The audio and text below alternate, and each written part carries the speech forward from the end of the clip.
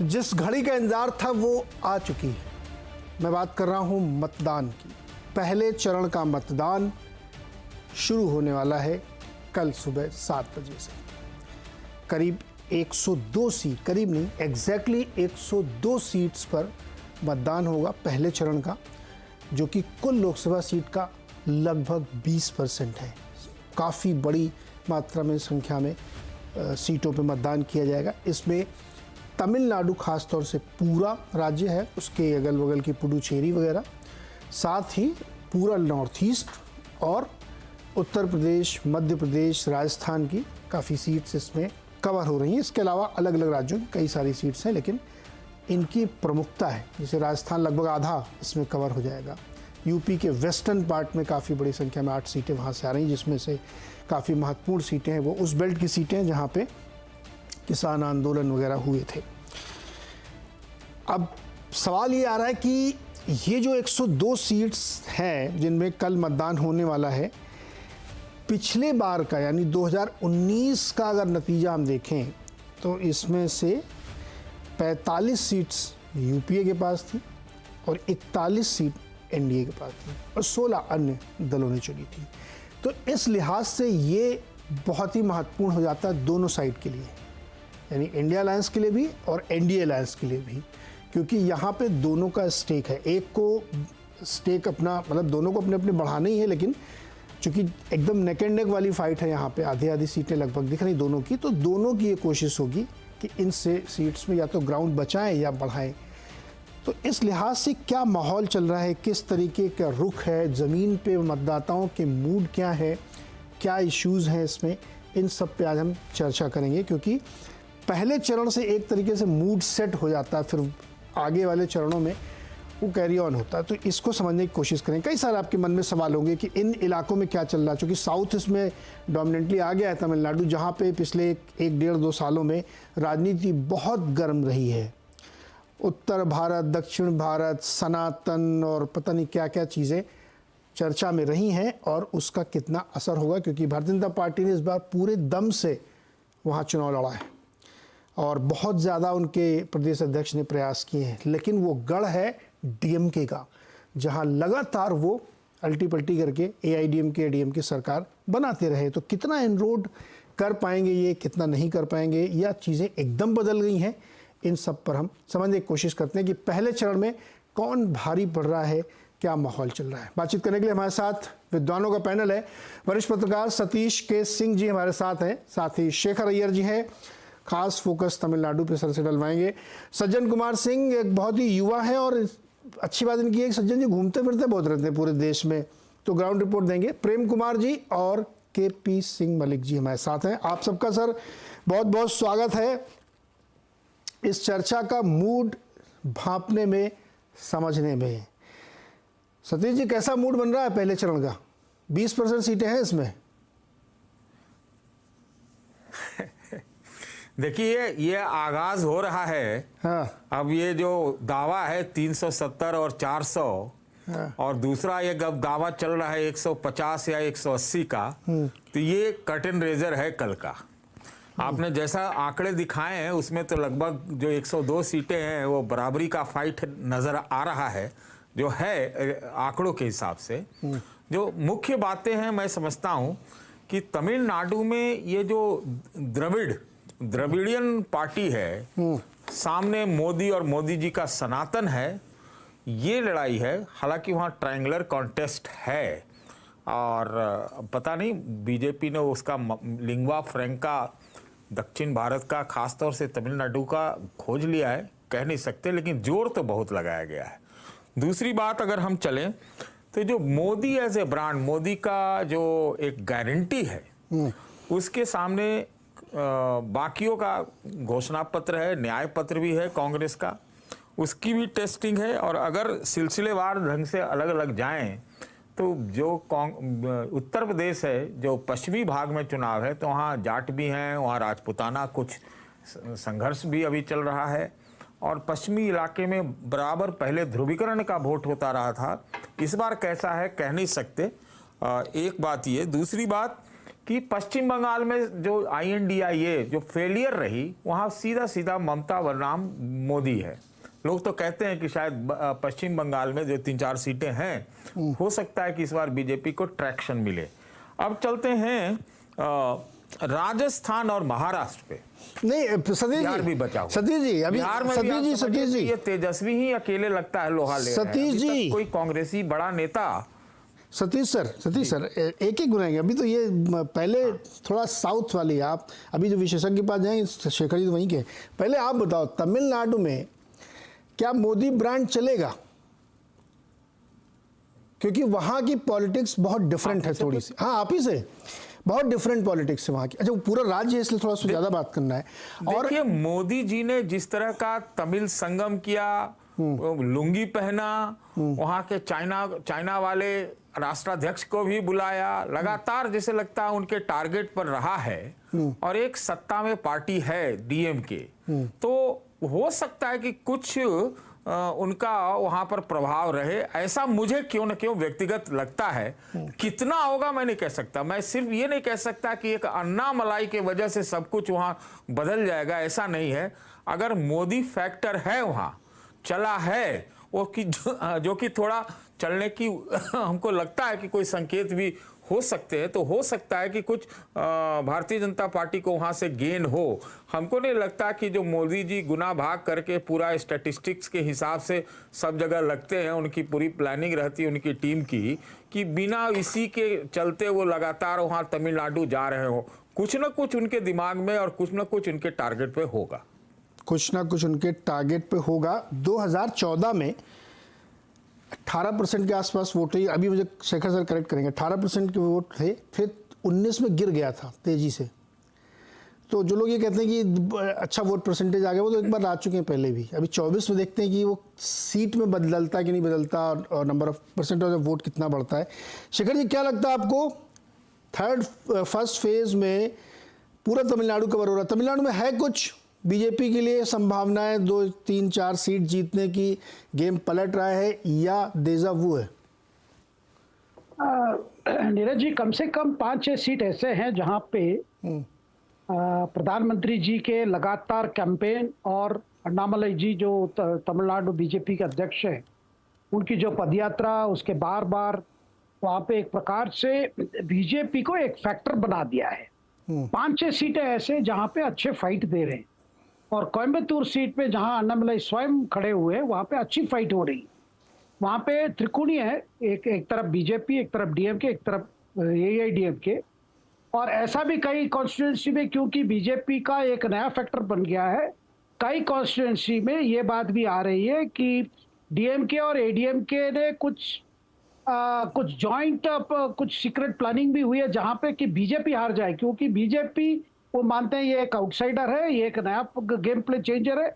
इस तरह की बातें हो रही है और बड़ी कोशिश हो रही है अन्नामलाई को डिफीट करने के लिए। ये सोच के देखिए, सारे पार्टीज, उनकी चिंता लोकसभा की नहीं है, DMK और ADMK। 2 साल के बाद यानी 2026 में, 2026 में जो तमिलनाडु विधानसभा चुनाव हो रहा है, उसको लेकर वो चिंतित है। अगर बीजेपी एक फैक्टर बन जाता है, मैं मानता हूं कि फैक्टर बन चुका है, इस चुनाव का सबसे बड़ा ये होगा कि बीजेपी को 1 सीट मिले, 2 सीट मिले, वो अलग बात है, लेकिन बीजेपी एक फैक्टर वहां बन गई है। वो मतलब आने वाले चुनाव में, आने वाले विधानसभा चुनाव में एक बड़ा फैक्टर बनकर उसके लेके लड़ाई कर रहे हैं, क्योंकि DMK का कोई बड़ा नेशनल एम्बिशन नहीं है, या ADMK के लिए कोई नेशनल एम्बिशन नहीं है। उनका है कि भाई हमारी वोट अगर खिसक कर बीजेपी की ओर जाएगी, तो सवाल है क्यों जाएगी, कि जाने का क्या है। देखिए, तमिलनाडु लोग लगातार देख चुके हैं, ADMK का शासन देखे, अभी DMK का देख रहे 2021 से। देखिए, सीवियर एंटी इनकम्बेंसी इश्यू चल रहा है DMK के खिलाफ, और बीजेपी की जो चैलेंज रही है कि ग्राउंड लेवल पे, जो बूथ लेवल पे जो उनकी जो संगठन की जो कमियां हैं, वही बड़ी फैक्टर है। कई कॉन्स्टिट्यूंसीज में अच्छी है, कई कॉन्स्टिट्यूंसी में उतनी नहीं है। इसीलिए ये चिंता है बीजेपी कितना सीट जीत पाई। लेकिन अगर सपोर्ट के हिसाब से देखा, देखिए अन्नामलाई स्वयं अपना प्रधानमंत्री के बाद वही बड़े स्टार कैंपेनर है तमिलनाडु में बीजेपी के लिए। वो केवल अपना कोयम्बतूर कॉन्स्टिट्यूंसी छोड़ के बाकी अगल बगल जहां पे बीजेपी टफ फाइट में, वहां जाके भी कैंपेन कर रहे हैं। तो इसका मतलब शेखर सर, ये बताइए कि तमिलनाडु में क्या बाहरी बनाम द्रविड़ मुद्दा है या सनातन बनाम द्रविड़ मुद्दा है, पेरियार कह लीजिए, या डेवलपमेंट इशू है? क्या वहाँ का रियल इशू क्या है जिस पर ये बड़ी लड़ी आ रही? ये कमियां तो है कि बीजेपी को उतना मजबूत संगठन डेफिनेटली नहीं है वहाँ पे। क्या इशू है जो स्ट्राइक करता हुआ आपको दिखता है वहाँ पे? देखिए, सबसे माइंड में, लोगों के माइंड में भ्रष्टाचार है। ओके। जो डीएमके के रूल में, उन्होंने एडीएमके के रूल में भी देखा भ्रष्टाचार, जबरदस्त भ्रष्टाचार। उसके बाद अभी भी जो भ्रष्टाचार देखे पिछले 2-3 साल में, बड़े बड़े स्कैम्स, बड़े बड़े स्कैंडल, मंत्री, सारे बड़े मंत्री इसमें, ये सेंथिल बालाजी कितने दिन अभी पद छोड़े, लेकिन ये होने के बाद भी वो अरेस्ट होके भी मंत्री रहे। वह सबसे बड़ा मुद्दा भ्रष्टाचार है। लेकिन साथ में दूसरी बात क्या है, कई वादे करके डीएमके ने चुनाव जीता 2021 में। उसके बाद कुछ वादे किए, अभी सितंबर में जाके महिलाओं को 1000 रुपया देने वाली बात अभी शुरू किया, वो भी पायलट स्केल में।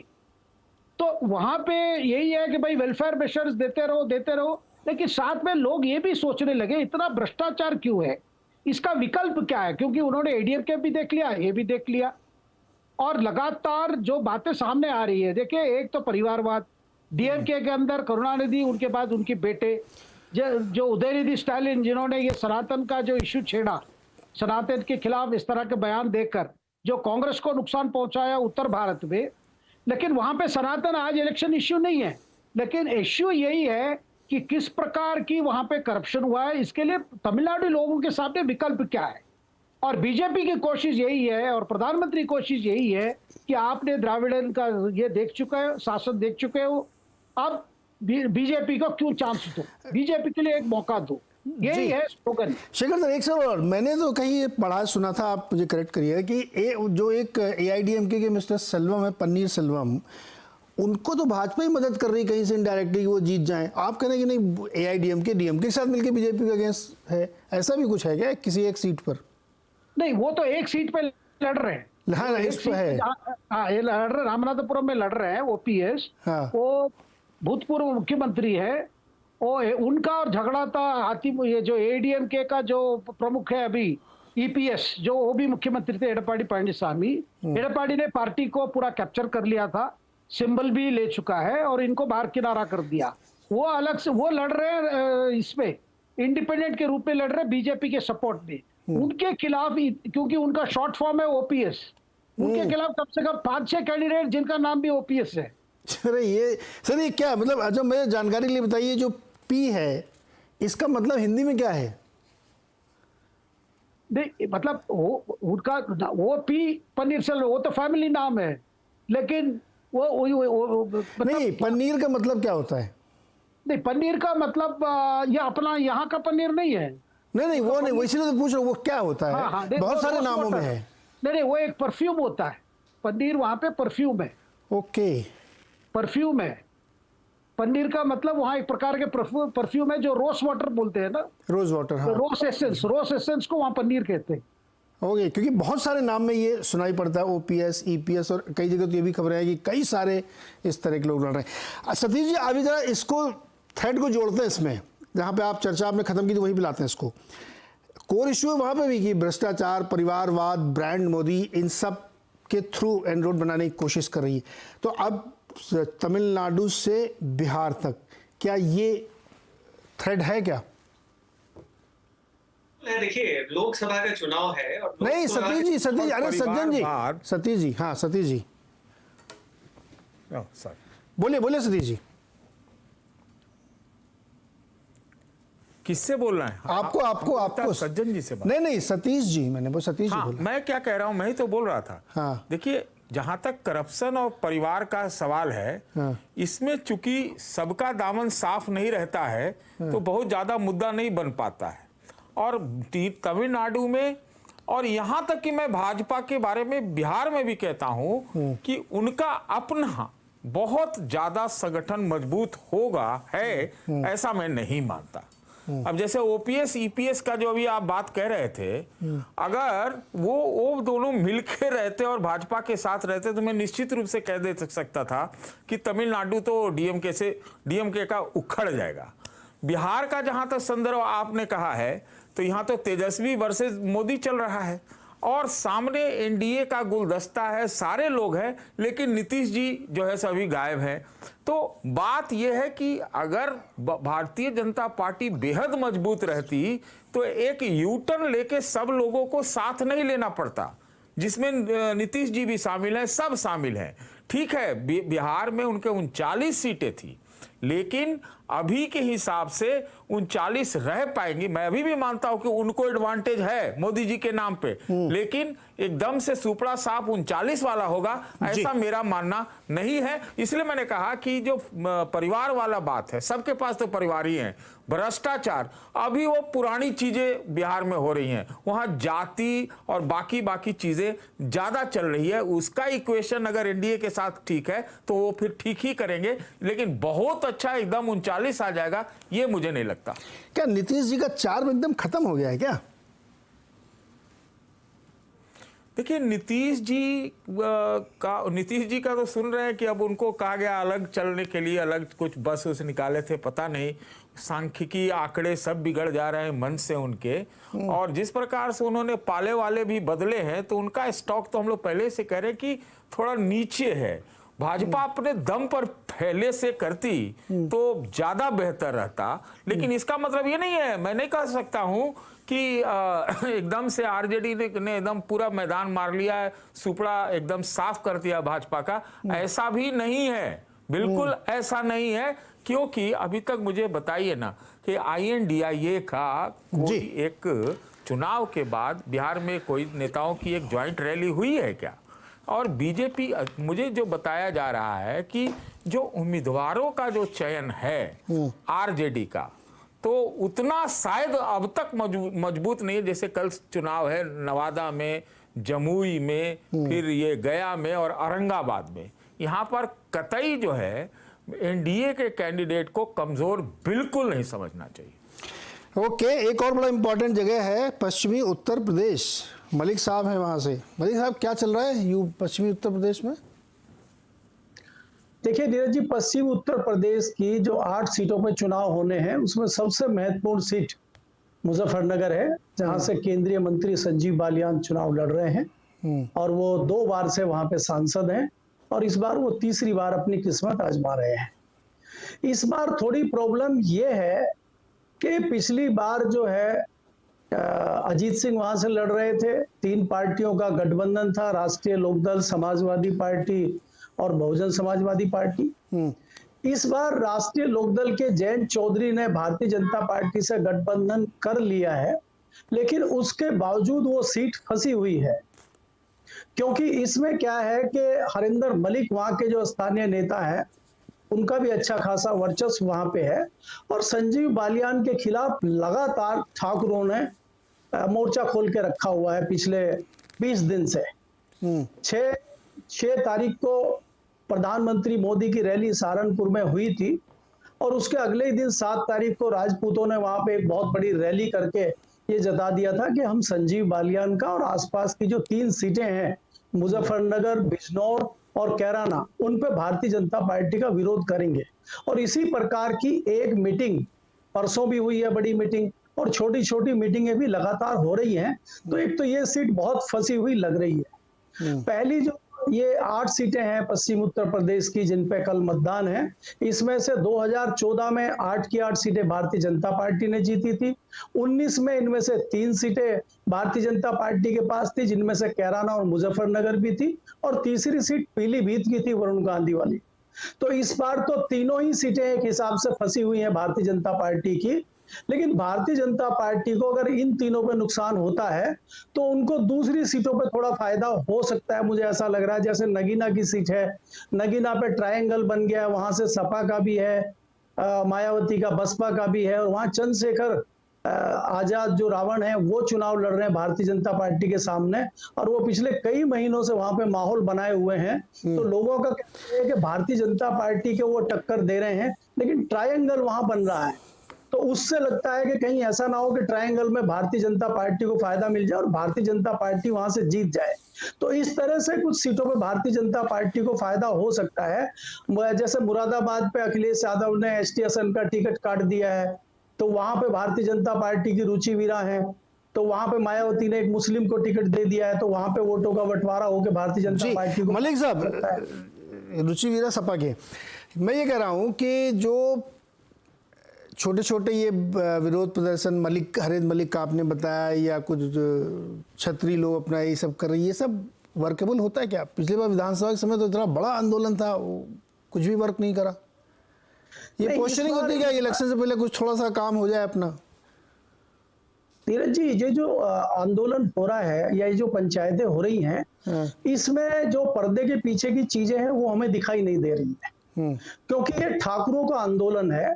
और सरधना की जो सीट है जो मुजफ्फरनगर में आती है, सरधना विधानसभा की सीट है, और वहां से संगीत सोम विधायक है, ठाकुरों के अच्छे खासे नेता हैं, और उनका मानना है कि संजीव बालियान ने पर्सनली उनको हराने का काम किया था।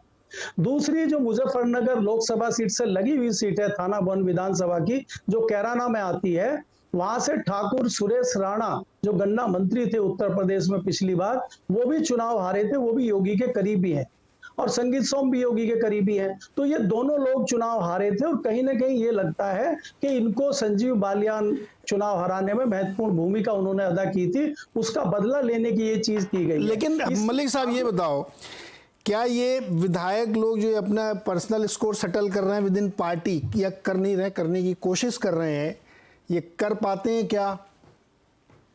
नहीं, बिल्कुल बिल्कुल करेंगे, बिल्कुल करेंगे, बहुत स्ट्रॉन्ग है। मैं वही बताना चाह रहा हूं कि इनके साथ तीसरी एक सीट का और मैं जिक्र यहाँ करना जरूरी समझता हूं, जो खतौली की सीट है, जो राष्ट्रीय लोकदल और समाजवादी पार्टी के गठबंधन ने, आप सोचिए कि सत्ताधारी दल से आप सीट छीन रहे हैं, तो इसका मतलब कहीं ना कहीं गड़बड़ है। वो भी संजीव बालियान के क्षेत्र में आती है खतौली की सीट, बाई इलेक्शन पे वहां भाजपा हार गई। तो एक हिसाब से 3 सीटें आप जो है विधानसभा चुनाव में हार गए थे अपनी कॉन्स्टिट्यूएंसी की, और चौथी सीट आप बाई इलेक्शन में हार गए, तो 4 सीटें संजीव बालियान हार गए। तो ये जताता है कि भारतीय जनता पार्टी की स्थिति वहां बहुत अच्छी नहीं है। इसके अलावा जो दूसरा कारण है, भारतीय जनता पार्टी में वहां बहुत बड़ी गुटबाजी है, और संजीव बालियान से भारतीय जनता पार्टी और आरएसएस के जो कार्यकर्ता भी हैं वो भी कहीं ना कहीं खपत दिखते हैं। लेकिन इसका मतलब ये नहीं है कि मैं ये कह रहा हूं कि भारतीय जनता पार्टी वहां बिल्कुल ही हार जाएगी, या भारतीय जनता पार्टी का अस्तित्व ही खत्म हो गया है, क्योंकि इसमें इस बार जो है खाली जाति की बात, जातियों के अंदर भी बंटवारा हो गया है। संजीव बालियान जो है, संजीव बालियान बालियान है, और हरेंद्र मलिक मलिक है। अब हमारे यहाँ बालियान खाप है, जिसके अध्यक्ष जो है राकेश टिकैत के भाई नरेश टिकैत हैं, और हमारी जो अरे मलिक साहब, तो इनमें भी बंटवारा होता हुआ दिखाई दे रहा है। अरे तो जातियों में भी बंटवारा हो गया है जी। आपने तो मतलब नहीं, मैं तो एक बड़ी दिलचस्प चर्चा सुन रहा था कि कितने डीप में अंदर वहाँ पे बालियानों की भी अलग खाप है, अपनी मलिकों की भी अलग खाप। बालियान अली खाप के टिकैत सिंह के भाई हैं, टिकैत जी के भाई प्रेम जी, सर प्रेम कुमार सर जी जी, क्या माहौल क्या है? माहौल तो बता रहे हैं, मलिक साहब बता रहे हैं, सतीश सर आप बताओ, आप क्या देख रहे हो? देखिए, इस बार इसको थोड़ा सा आंकड़ों में समझे तो भारतीय जनता पार्टी के पास इन 102 में 51 सीटें हैं जो पिछले 3 बार लोकसभा चुनाव में जीती नहीं है, और कांग्रेस के पास वैसी 52 सीटें हैं, तो फिर क्षेत्रीय दल की भी है। तो ये मुकाबला एकदम आंकड़ों में बराबर दिख रहा है, और आपने भी दिखाया है। दूसरी बात है कि 40 सीटें बीजेपी की जीती हुई है अपनी इस 102 में, तो 400 अगर लाना है तो कम से कम 76-77 सीट तो जीतनी होगी ना 102 में। आएगी क्या? तो 100, वही तो मैं बात रख रहा हूं अपनी कि 102 में 76-77 सीटें अगर बीजेपी जीतती हुई दिखे, कोई भी दिखाए, बीजेपी के नेता दिखाए, कोई भी दिखाए, तो फिर एक 400 आएगा। लेकिन 150 आएगा कि नहीं आएगा, ये विपक्ष को दिखाना होगा कि क्या जो 40 सीटें बीजेपी के पास है वो घट करके क्या 22-23 पर वो लाने की स्थिति में है। अगर 22-23 पर ला देंगे तो शायद 150 वाला फिगर की ओर बढ़ चलेंगे। अरे तो ये लड़ाई यहीं पर है। अपना एनालिसिस बताओ आप, क्या आपको क्या लगता है पश्चिमी उत्तर प्रदेश सहित पूरे देश में जो 102 सीटों पर कल मतदान सुबह 7 बजे शुरू हो जाएगा, उसमें प्रेम कुमार जी को क्या लगता है क्या होने वाला है? देखिए, माहौल क्या है? दक्षिण की बात कर ली, डीएमके का पोजीशन गड़बड़ा नहीं रहा है। भारतीय जनता पार्टी तो इतनी भी क्षमता शक्ति नहीं है इस चुनाव में कि तमिलनाडु में उन पर चर्चा की जाए, लेकिन फिर भी चर्चा बनी हुई है। उनका सेंट्रल ऑरा है जिसमें पूरे देश में डीएमके को, तमिलनाडु में बीजेपी के प्रेजेंस को लेकर के बातें हो रही हैं। और अरे सर, 14 में एक लोकसभा सीट जीत चुके हैं, आप क्या बात करो प्रेम कुमार जी लोग, और 18% वोट, 18% वोट, भी 4 सीटें जीत चुकी हैं, ठीक तो फिर है क्या? लेकिन हाँ, लेकिन लोकसभा चुनाव में जिस तरह का अलाइनमेंट है, ये विपक्ष के तौर पर एआईएमडीएमके नहीं है, इधर डीएमके कांग्रेस एकजुट है, और बीजेपी भी अपनी वो उपस्थिति नहीं। 1-2 रैली से अगर स्टेट का अगर बदल जाता तब तो हर स्टेट जीत चुके होते, कर्नाटक भी नहीं हारते।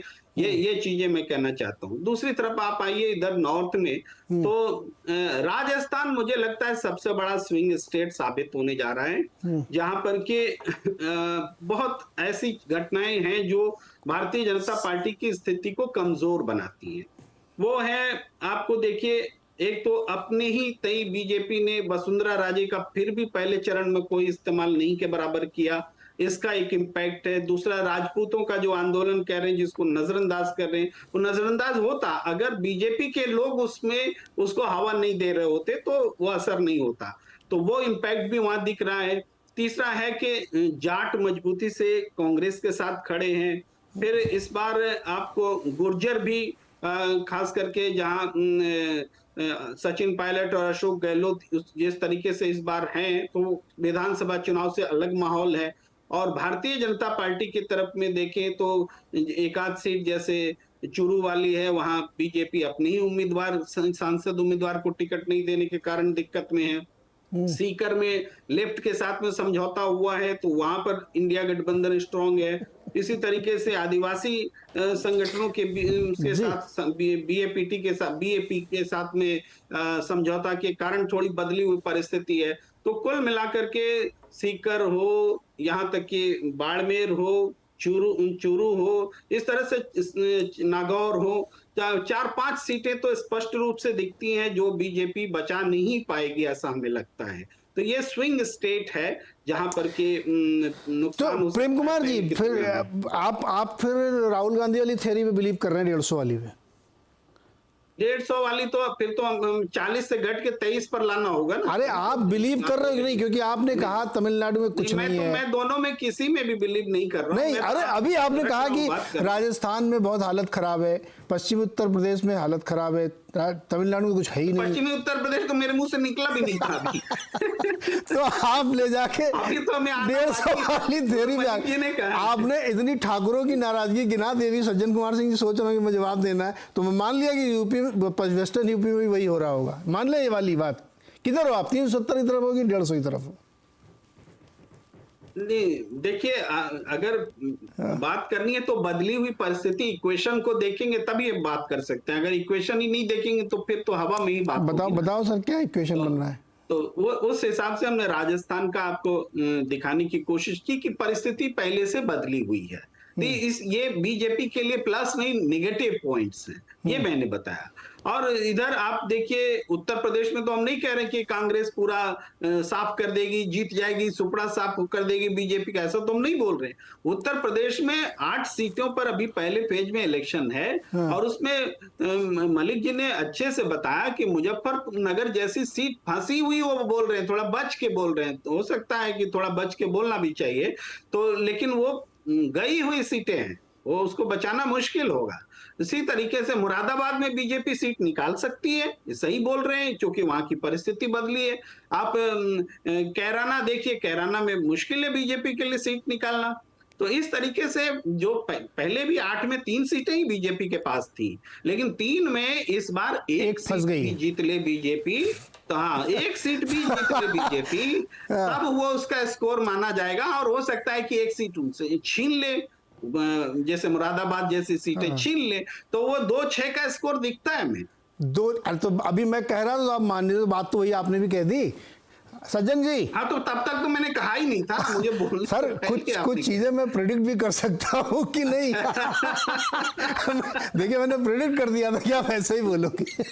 सज्जन जी भाई, आपने 4 विद्वानों के एनालिसिस सुना, आप तो बहुत घूमते रहते हो, बहुत गाइडेंस देते हो लोगों को, कॉर्पोरेट से मिलते रहते हो। क्या आपने क्या एसेस किया ये 102 सीटों के पर?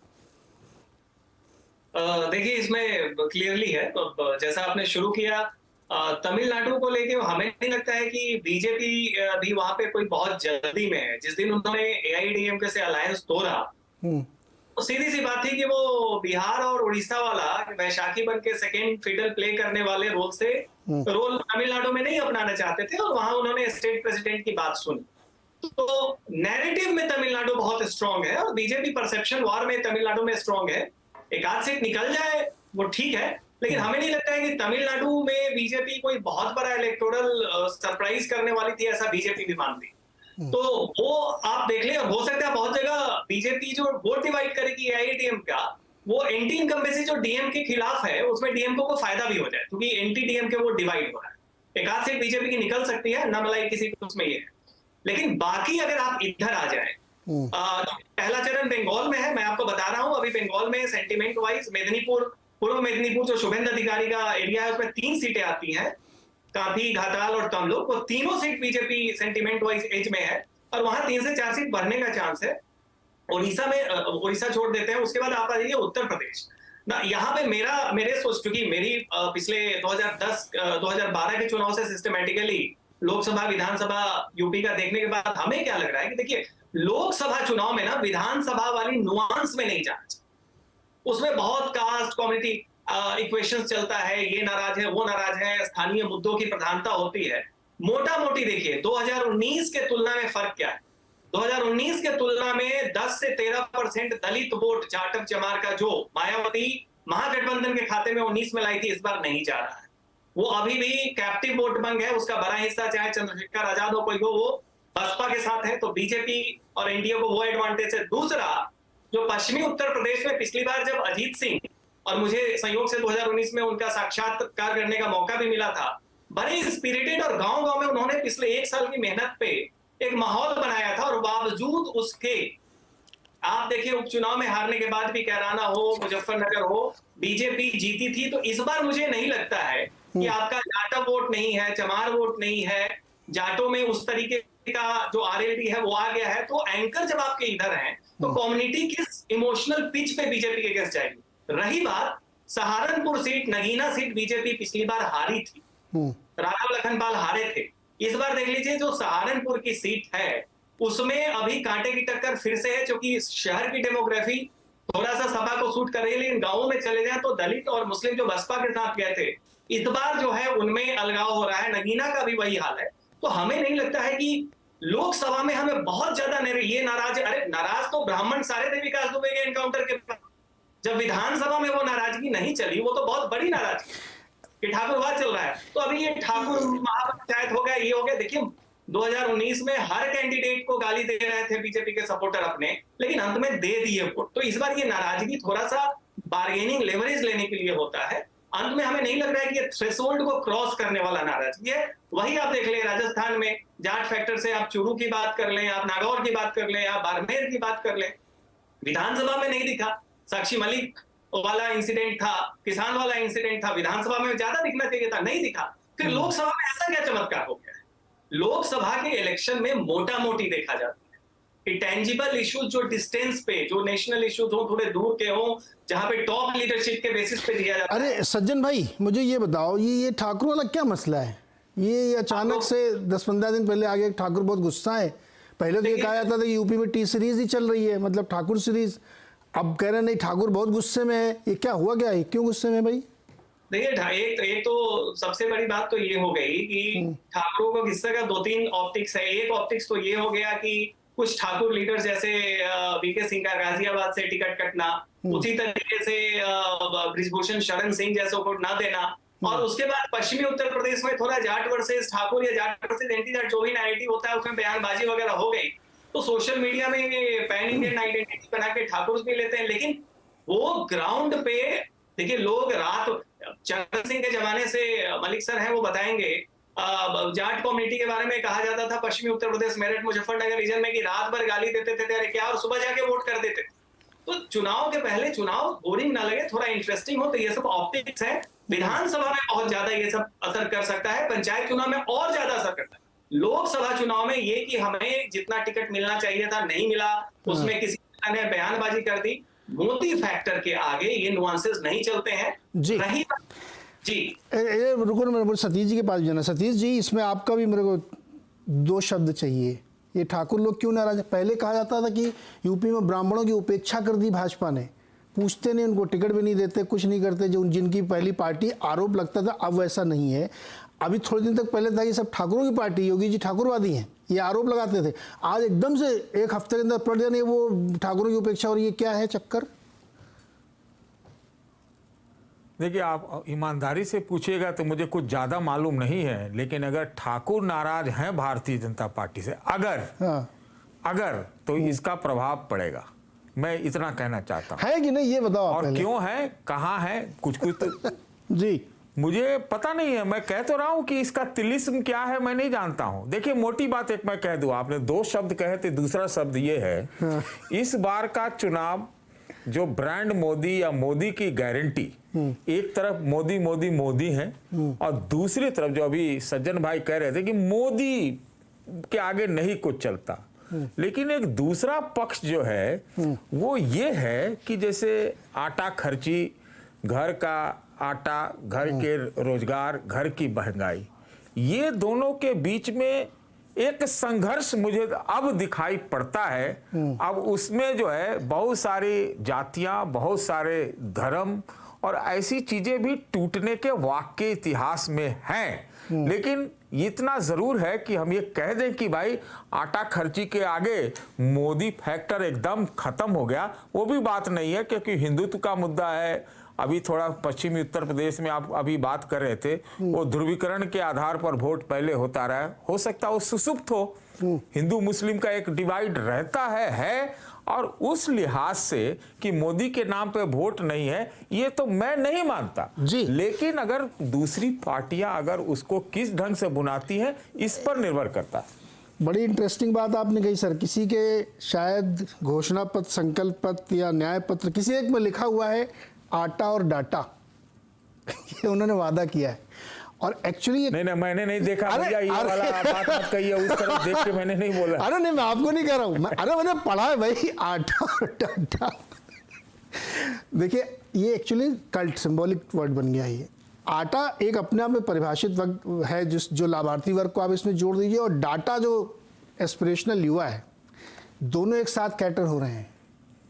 ये बढ़िया, बहुत अच्छा टर्म है आटा और डाटा, तो इसको ध्यान में रखना चाहिए। जिसने भी लिखा अपने को, मेरे ख्याल में समाजवादी पार्टी ने शायद ऐसा कहा है, तो बहुत इंटरेस्टिंग है। एनीवे, मलिक साहब को जोड़ना चाह रहे थे ठाकुर वाले मामले में। मलिक साहब बताइए।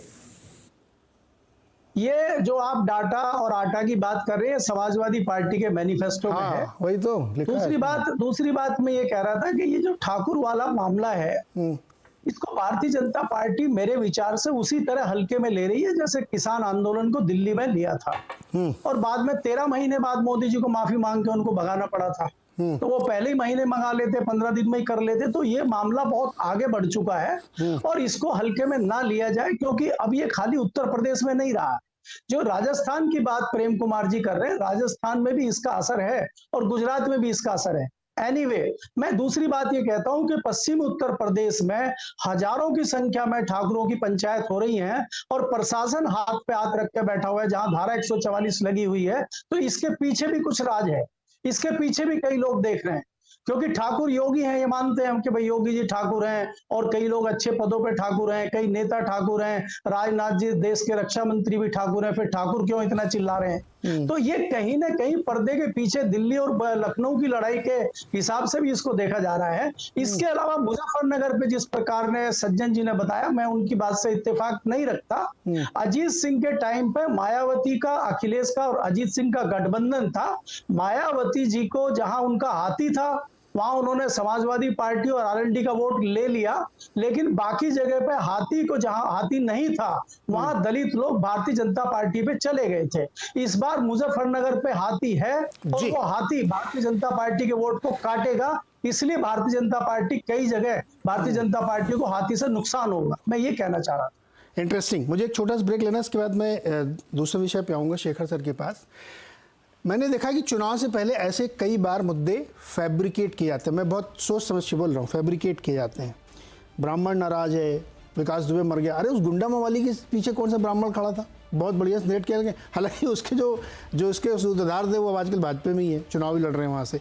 ये कई बार ऐसा होता है कि ठाकुर नाराज है, अरे ये वाली बैकवर्ड की ये वाली कास्ट बहुत ज़्यादा नाराज है, बट जब परिणाम आते तो लगता नहीं वो फैब्रिकेटेड था। आज तक का इतिहास ही बताता है, तथ्य के साथ बोल रहा हूँ मैं। ये कई बार ये हम लोगों ने देखा है कि ये चीज़ें क्रिएट की जाती हैं। करणी सेना और वो फिल्म आई थी उसमें भी मोदी सरकार क्यों अलाउ कर रही है, सब कुछ होता रहता है ये। तो ये सारी चीज़ें कहीं ना कहीं आपको चुनाव के समय मैटर देती हैं, लेकिन कितना इम्पैक्ट करती हैं ये इंटरेस्टिंग है, क्योंकि यूपी के ठाकुरों को मैं भी बहुत अच्छी तरह से जानता हूँ। तो मेरे को सेंस में अभी तक ऐसा आया नहीं कि वो वाकई बहुत गुस्सा हो गए। किस बात से गुस्सा हो गए, पहली बात तो यही क्लैरिटी नहीं है। यानी खैर इसको छोड़ दें, थोड़ी बिग पिक्चर की तरफ बढ़ेंगे कि इस बार का चुनाव शेखर सर से पूछूंगा ब्रेक के बाद कि क्या ये वोट फॉर गोट का चुनाव है क्या, और विमेन वोटर्स जो सबसे बड़ी लाभार्थी हैं उनका मूड क्या है। ब्रेक के बाद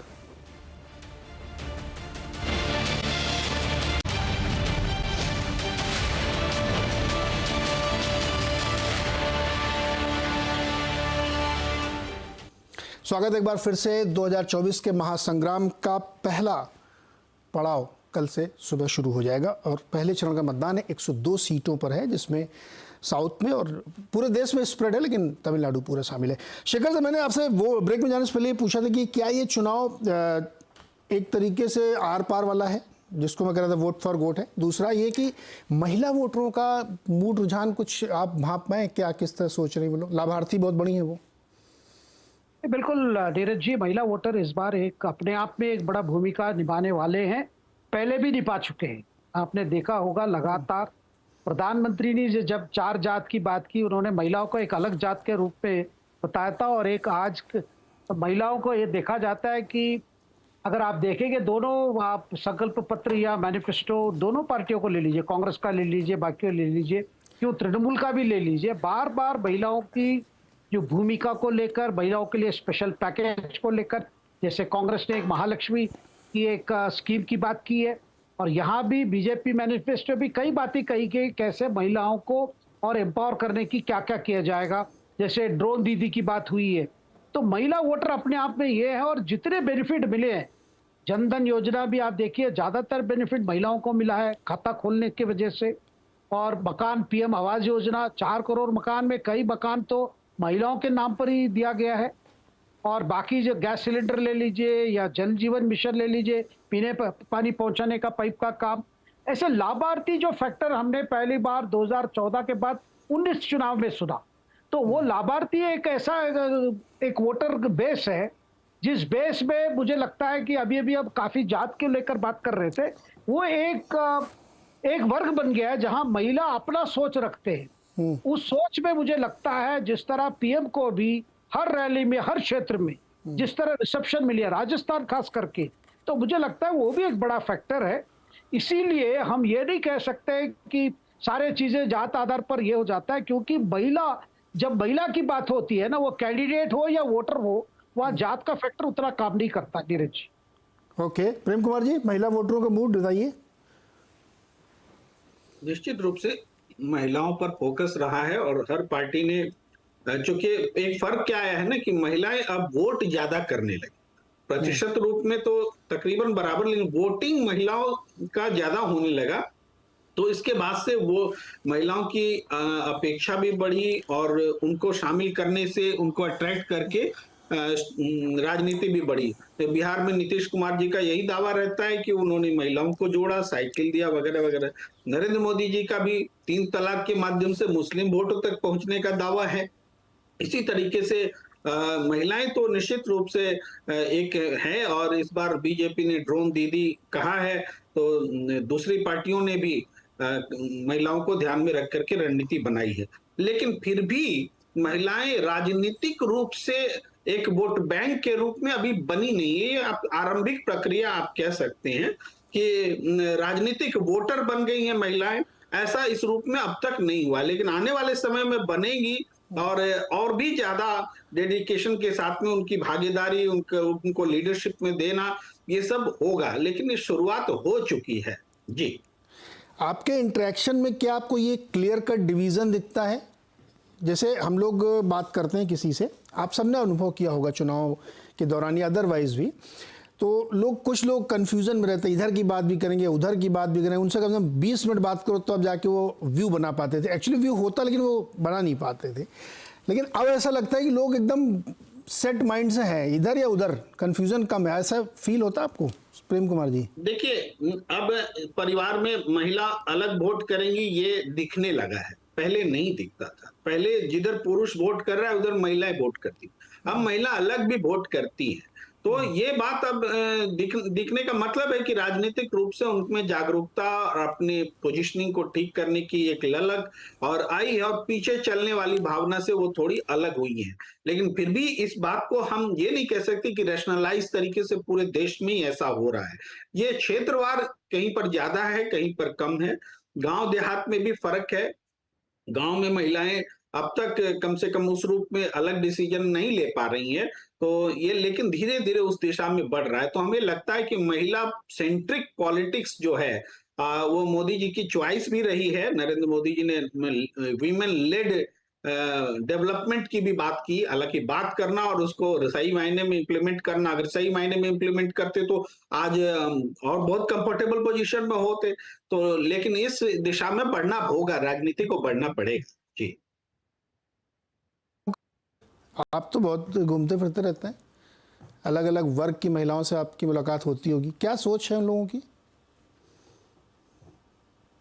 जी, मुझसे पूछ रहे हैं? जी जी, देखिए, बिल्कुल 3 ऑप्टिक्स हैं जो महिलाओं का। एक होता है, एक जेनरिक ऑप्टिक्स, ये होता है कि आप जब महिलाओं से बात करें तो किचन की, घरेलू मामलों की बात होती है, तो उसमें महंगाई और वेलफेयर स्कीम के बीच में वो एक साधती है कि भाई सरकार अगर कुछ वेलफेयर स्कीम और समर्थन दे रही है और महंगाई है तो उसके बीच में वो करती है। दूसरा होता है कि उनका 2 चीज बहुत ही क्लियर है। एक की जो वेलफेयर स्कीम्स मिल रहा है और उसके अलावा सुरक्षा की बात होती है। तो इन 3 मुद्दों पे होता है, और उसमें तो वो भी देखते हैं कि अनुभव के आधार पे। तो आप चले जाएं अगर बंगाल में, तो आप देखेंगे वो ममता बनर्जी और टीएमसी का महिलाओं के बीच में एक क्रेडिबल प्रेजेंस है। लेकिन फिर दुविधा थोड़ी बहुत ये आ जाती है कि सुरक्षा वाली बात जो है वहां पे वो कमजोर पड़ जाती है। लेकिन वेलफेयर स्कीम है, बीजेपी से उम्मीद है, लेकिन अभी तक उसका कोई क्रेडिबल नहीं है। अगर आप यूपी में चले हैं तो वहां क्लियर एडवांटेज बीजेपी को होता है। कारण यह है कि सुरक्षा हो या वेलफेयर स्कीम्स हो, उस मामले में समाजवादी पार्टी का जो अनुभव है, अगर आप महिला एज अ वर्ग की बात करें, वो काफी कमजोर होता है। सुरक्षा में तो बहुत कमजोर हो जाता है। तमिलनाडु में डीएम के खिलाफ करप्शन हो, एंटी इनकम्बेंसी हो, लेकिन बहुत सारे पॉपुलर वेलफेयर स्कीम्स है, तो वहां पे इस तरीके का उनको एडवांटेज मिलता है।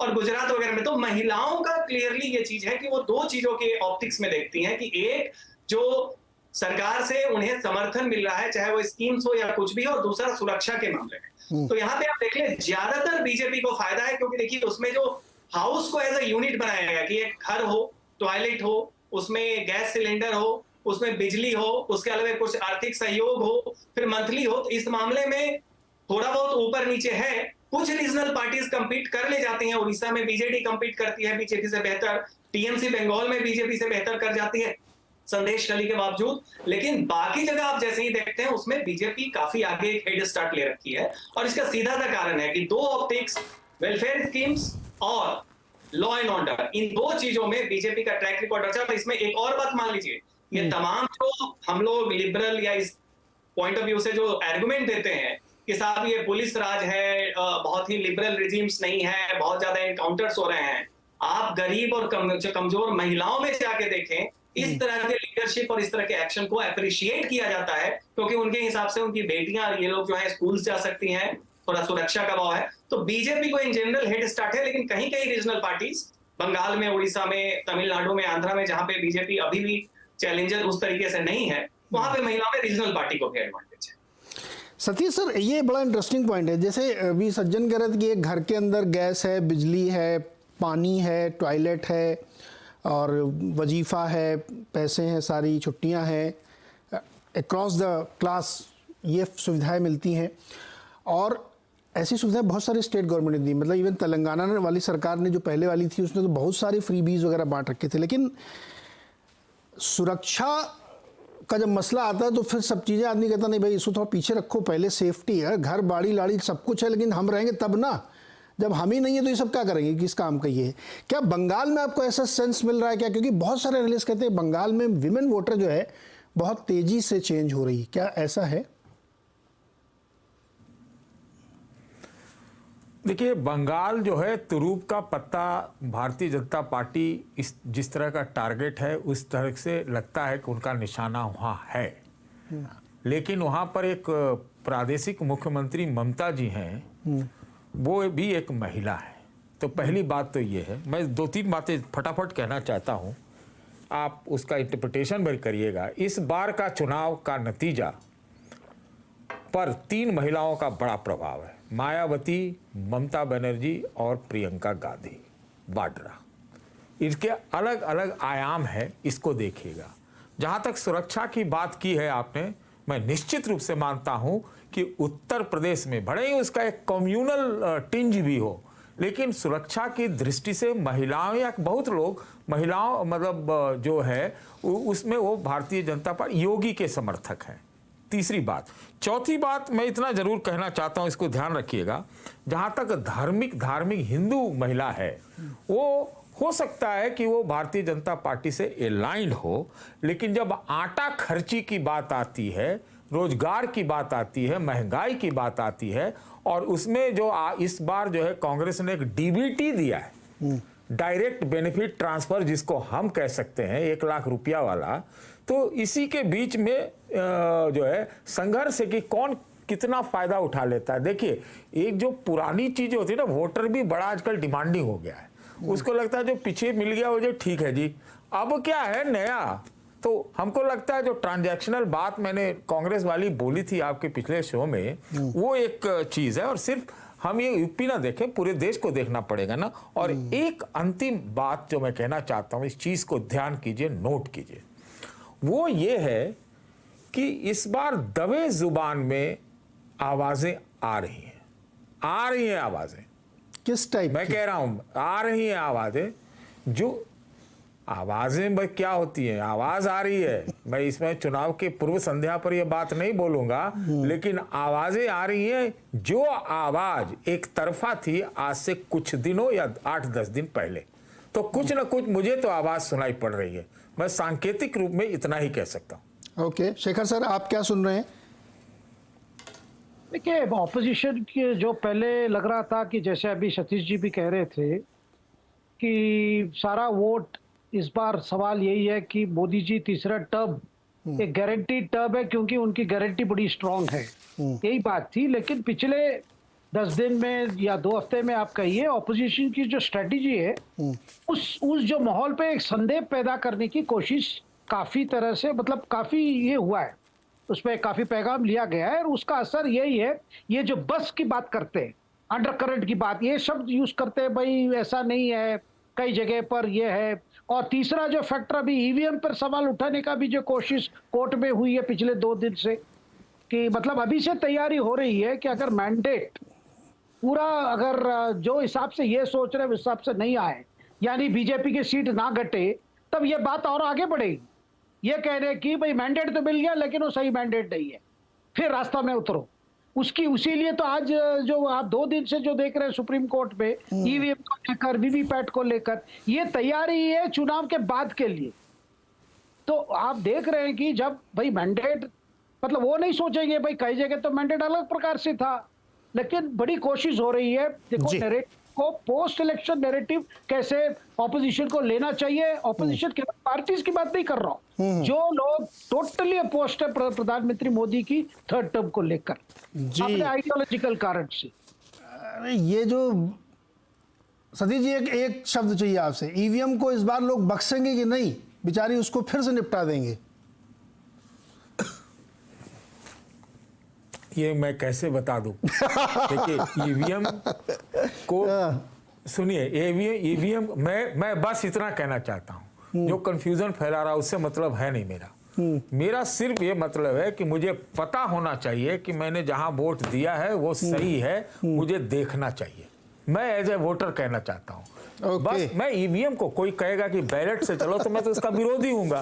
सीधी सी बात जी। कि ईवीएम को वेरीफाइबल, क्रेडिबल, विश्वसनीय होना होगा, करना चाहिए। और कौन पार्टी ने सवाल नहीं उठाया ईवीएम पे? शेखर जी बहुत अच्छे से जानते हैं कि भाई अडवाणी जी ने ईवीएम पर क्या किया था। लेकिन सतीश जी, आज की तारीख में कोई भी समझदार आदमी मुझे नहीं लगता कि ईवीएम पे क्वेश्चन करेगा, क्योंकि उस पर बहुत सारी डिबेट्स हम लोग कर चुके हैं कि ईवीएम हैक कर दी गई है, बना ली गई, चुनाव जीत लिए गए हैं। कुछ लोग ये कहते हैं कि छोटे चुनाव हार जाती बीजेपी, जिससे कि बड़े चुनाव में हैक करने में आसानी है। ऐसे तरह तरह की बहुत सारी थ्योरी जाती। खैर वो हम लोग देखेंगे। देखिए नीरज जी सुनिए, नीरज जी, हाँ। आपने कहा कोई समझदार व्यक्ति नहीं करेगा। मैं कहना चाहता हूं कि ठीक है, आप जो कह रहे हैं सही है, लेकिन हमको 100% श्योर होना चाहिए। बिल्कुल होना और चाहिए। आप ना हम कोई जजमेंटल नहीं हो सकते। नहीं, मैं तो कह रहा हूँ पीपीटी की आप बात कर रहे हैं ना, हो सकते। कि वो पर्ची कर दे, कोई दिक्कत नहीं, सब मैच करो, 5-6 दिन करना चले, इसमें कोई इशू नहीं। मैं आपके साथ हूँ इस मतलब, कोई दिक्कत नहीं हमें। लेकिन ईवीएम, खैर एनीवे, अब उस पर आज नहीं बात करेंगे। 4 जून को हम लोग देखेंगे, क्योंकि ईवीएम बहुत सेंसिटिव इशू है और उस पर आरोप लगते हैं। अब मैं एक अपील करना चाहता हूं अपने दर्शकों से कि भाई कल आप वोट करने जरूर जाइए। ये CNBC आवाज़ की अपील है। गर्मी बहुत है, पानी लेके जाइएगा, जल्दी चले जाइएगा, लेकिन वोट जरूर करिए। जिसको आपकी मर्जी हो उसको आप वोट करें, लेकिन मतदान ज़रूर करें। ये सिर्फ आपका अधिकार नहीं, दायित्व भी है, आपका जिम्मेदारी है। लोकतंत्र में अगर आप हैं तो वोट जरूर करें, जो आपको पसंद हो उसको वोट करें। और इस बार का चुनाव बहुत महत्वपूर्ण है। अब ये प्लेट हटा लीजिए, क्योंकि ये वाला फेज बहुत इंपॉर्टेंट है। अभी जो इस पूरी चर्चा में निकला ना, जो आखिरी वाली बात जो सतीश जी ने कही, मैं उसको हाईलाइट करना चाहता हूँ। ट्रांजैक्शनल बहुत सारी चीज़ें अलग अलग पार्टीज दे रही हैं। इस बार बीजेपी ने इंटेंशनली बहुत ज़्यादा उस तरह की चीज़ें नहीं रखी हैं। तो ये भी देखना होगा कि क्या 10 साल में लोग इतने समझदार हुए हैं क्या कि वो ट्रांजैक्शन के झांसे में नहीं आएंगे, या नहीं अभी भी वो चीज़ें वर्क करती हैं। ये पॉइंट मैं 4 जून को बहुत डिटेल में डिस्कस करूंगा कि इस बार के चुनाव क्यों बहुत खास हैं। बहुत बहुत शुक्रिया आप सब लोगों का, और मतदान के पहले चरण के लिए शुभकामनाएं।